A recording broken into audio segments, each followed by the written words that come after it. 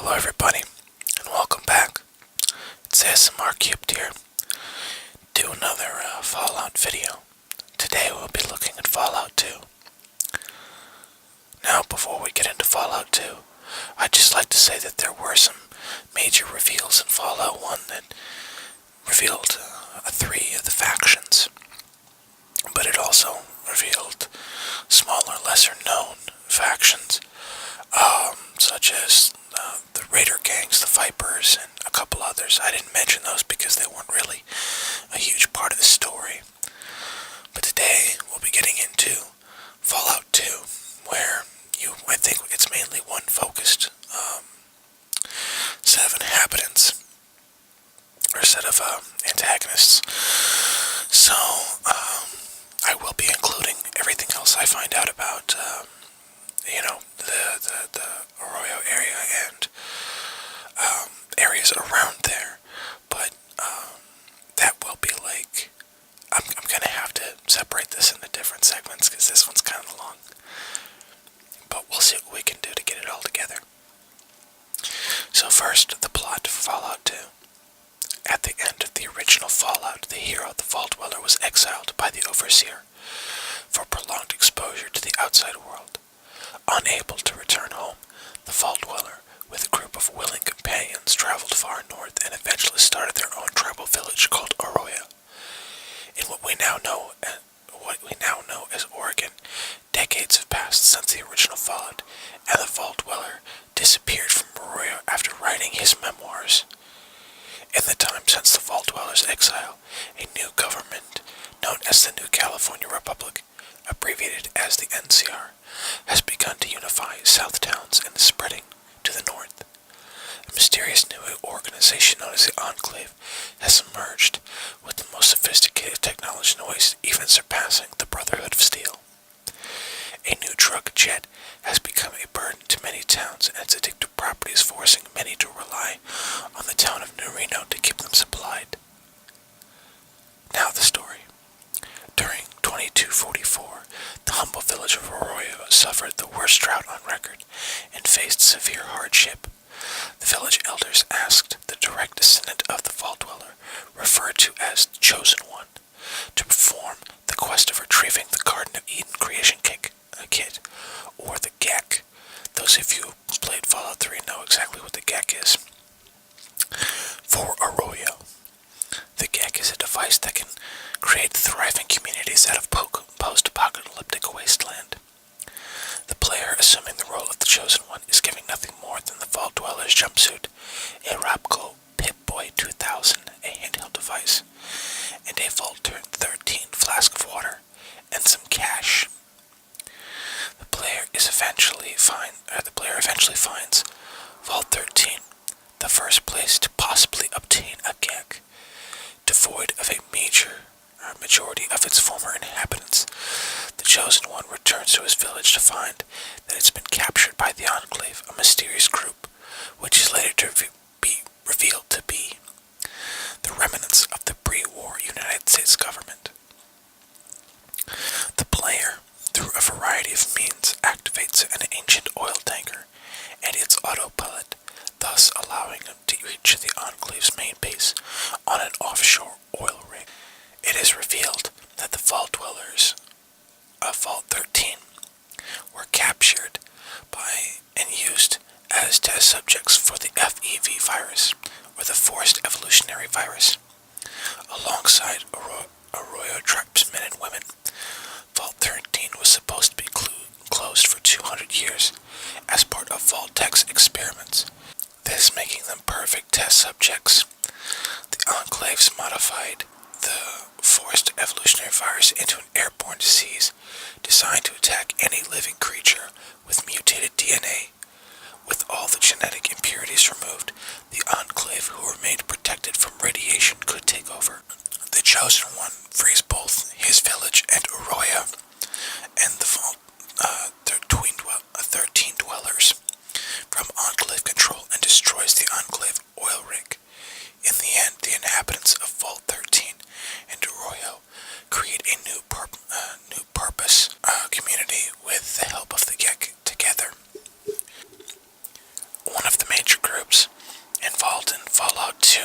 which I found like super interesting because some of them just sound ridiculous, is the Hubologists.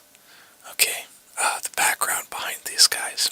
Hubology, oriented as a cult founded before the Great War by science fiction author Dick Hubble, dubbed the Hub by great Hubologists. It holds existence. Its whole existence is based on the Great Wheel at the center, with the hub at the center. Hubology is spoken as non-beliefs as the rim. Eventually, all Hubologists will be called to heaven by the Star Father. Okay, this is like treading dangerously on making fun of Scientology, so I apologize if anyone out there is like a Scientologist. On the planet Quetzal, oh dear. Yeah, they're aiming very hard for Scientology. They plan to get there through the use of the trusty name ESS Quetzal. Apology belief holds that purifying the neurodynes in the one's body, a person can ascend to greater levels of spiritual power and eventually transcend the material world. In order to get help purifying these nandromes, I can't read that word. Apologists will use scientific spiritual methods in exchange for a fee. Yeah, that's shooting right at like Scientology. That's not nice. Their standards approach is to ask new recruits to donate all his or her worldly possessions to the church as a sign of good faith, and apparently stash the possessions somewhere in the desert. Donating lots of money to the Church of Apology can also help raise their AHS level. I'm trying not to. Wow. In 2241, the Hubologists only had some influence in San Francisco, where their headquarters was situated. In addition to their main base, they also had the outpost in the new California Republic. As in 2287, however, a small group of Hubology missionaries were led by a direct descendant of Dick Hubble, Dara, to Nuka World. That's why that sounds very familiar. Wow, that's funny. With the goal of controlling a UFO in actuality, a decommissioned amusement ride to escape Earth and live on Quetzal. I thought that sounded familiar, but that's pretty funny. Okay. Let me find something else. That's great. I'm sorry, that's messed up. Because, like, I don't want to diss on anybody for their religion, but apparently the developers of Fallout had no problem doing it. Oh my god. Okay, hopefully we've got a more serious note here. We're going to be talking about the Shi now, and that's spelled S-H-I, so E. The ancestors of the President Xi were crewmen of a Chinese submarine called the Shi Hung Tai. I think I either butchered that or pronounced it perfectly. The chances of me pronouncing it perfectly were minimal. That breached San Francisco shortly after the Great War, despite the extreme levels of radiation persisting in the burning ruins of the city. They managed to establish a foothold in the city, in the former Chinatown no less. Gradually, the submarines were stripped of all subsystems as they found new purpose, serving the Shi, as the group of survivors came to call themselves. Eventually, the Emperor of the submarine's mainframe was moved to the mainland and installed in a newly built steel palace, created from the metal salvaged from the submarine. By 2242, the Shi became a major research and development house, and one that stayed out of wasteland politics. Their remote location, as well as their presence of various gangs and cultists in San Francisco,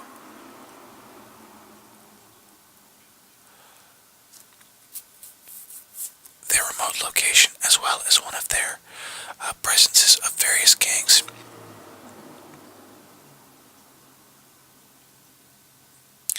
And cultists in San Francisco are help them maintain their isolation and independence. Thanks to their isolation and shunning of outsiders, the Shi managed to retain a certain amount of their customs, such as clothing, language, and demeanor.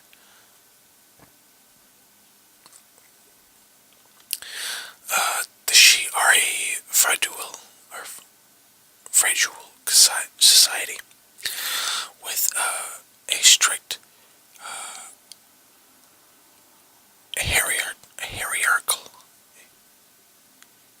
hierarchical, I guess that's how you say that, organization.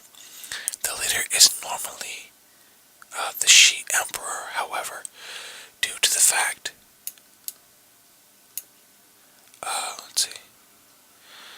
due to the fact that it is a computer, the actual leader is the head advisor, Ken Lee.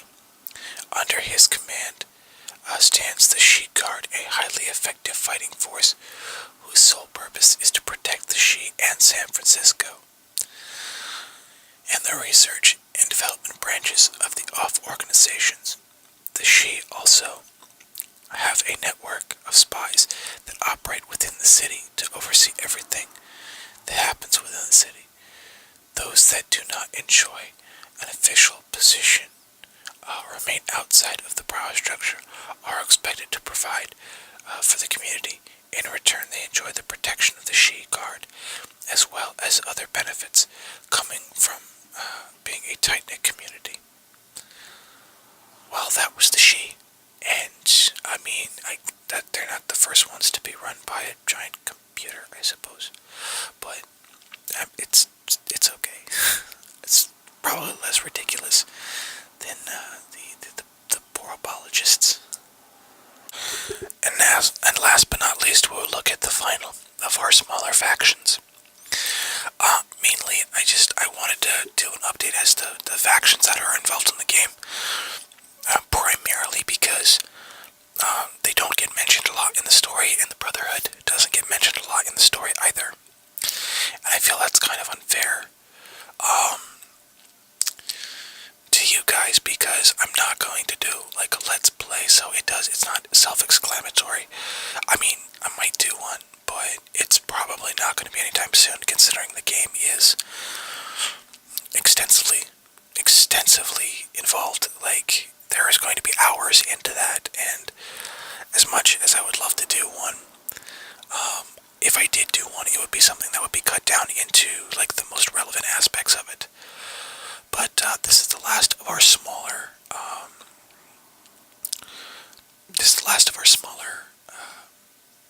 groups.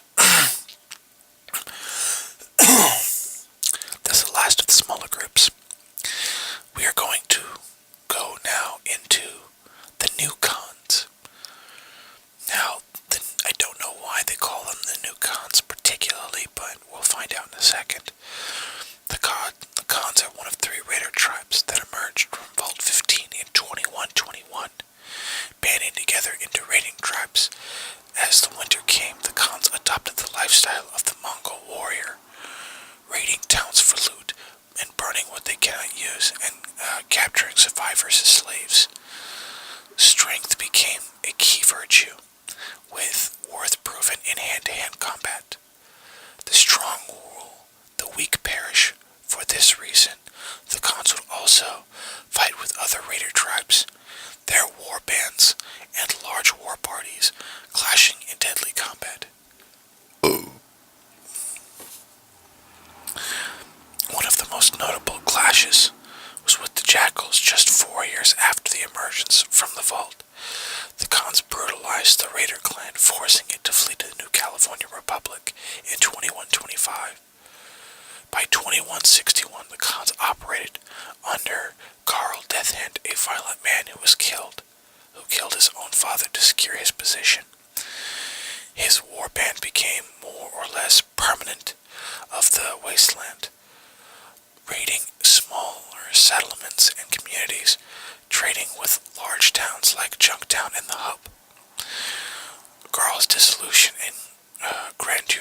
to believe that he could take over the world, earning him mockery of the more law-abiding inhabitants of the wasteland.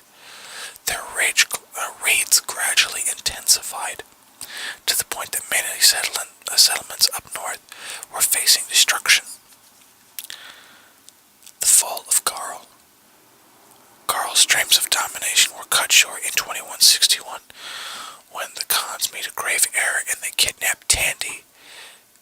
This would actually be one of the girls from Shady Sands in Fallout 1. This attracted the attention of the Vault Dweller, who came into the settlement and slaughtered the raiders. With the largest of the raider bands gone, the stability that followed allowed the new California Republic to emerge. However, the extermination was not complete. Darien, son of Karl of Death Hand, escaped the Vault Dweller's wrath. The lone survivor would go on slowly to reform the Khans, suffering from survivor's guilt and planning his revenge against Tandy. Plans gradually turned into an obsession, then turned into an overwhelming paranoia. The Khans were not the tribe that came before them. Darien was the only one true Khan remaining. He was forced to supplement his tribes with mercenaries. His survivor's guilt did not cripple his strategic acumen, however. And by 2241, Darien had established a base in the ruins of Vault 15, using large bands of vagrants to provide smokescreen in exchange for the promise of returning to the vault to full functionality. The squatters would deter the NCR's attempt to retake the vault. When Darien's mercenaries weren't kidding about raping squatters.